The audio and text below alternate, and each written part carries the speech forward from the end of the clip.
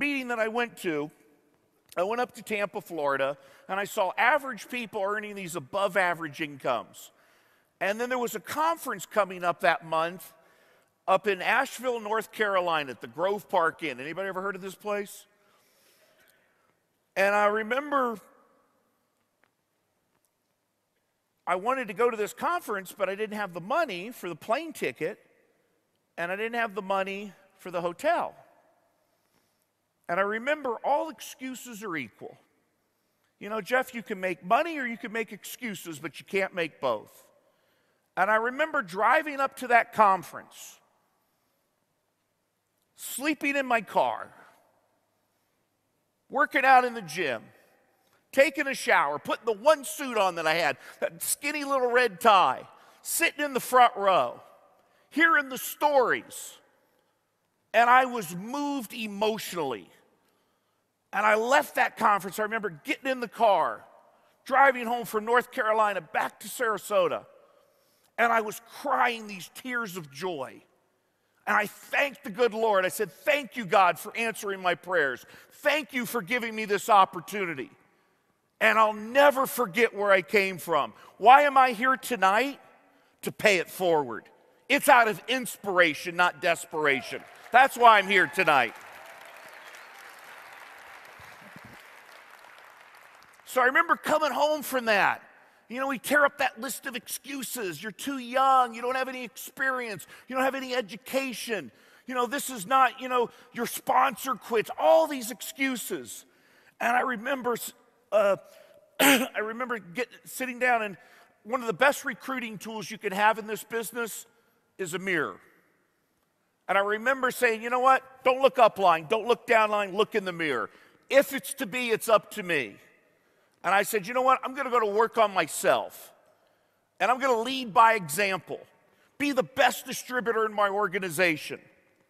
You know, the type of person that inspires yourself, that inspires other people.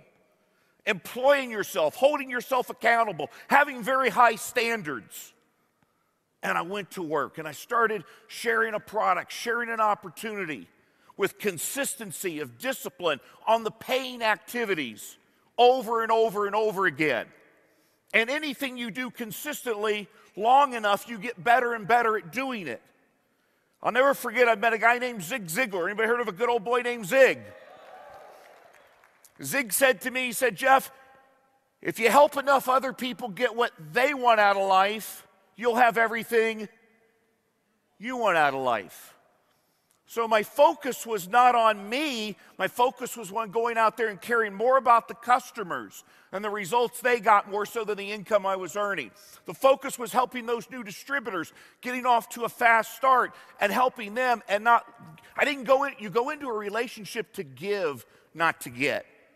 You're not measuring what you get in return. People don't care how much you know until what? They know how much you care. So I went into the business, and with some of these things that I understood, I started leading by example and building the business here in the United States. I started in Florida, then I went across the United States and worked in all the different states, Canada, then I went over to Europe, and I've been now in over 25 countries that I've opened. Personally gone in there and set up leadership. Always stayed in the recruiting and the building mode, the production stage. Never fell into the management stage. And today, I've made my fortune. But today, it's out of inspiration, not out of desperation. I decided long ago, I was telling Jordan over here, I decided long ago to retire into my business, not from my business. And the reason is because somebody sitting here in this room tonight, it's your grand opening. It's your kickoff. It's your chance. It's your dreams. And I'll never forget what it meant to me when somebody shared this with me. A chance to make a difference. A chance to be part of something bigger than yourself. A chance to be part of something that's mission-driven, cause-oriented, a movement. I loved what Eric was talking about earlier tonight, about the why part. You know, there's two parts to our business, guys. The first part is the science of achievement, where you achieve and you produce and you build. The second part of our business is what I call the art of fulfillment. The art of fulfillment, where you have something that there's meaning and purpose. Something that life's not about me, life's about we. Where you've got something that you get emotional and spiritual revenue from. Our business is rich in relationships, love and connection, growth, contribution, all these needs. So I remember saying, you know what?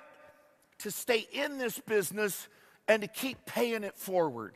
Not to be a selfish leader and have your fortune and sit in your ivory tower on the beach, but no, to keep paying it forward. Keep making a difference. Keep making an impact.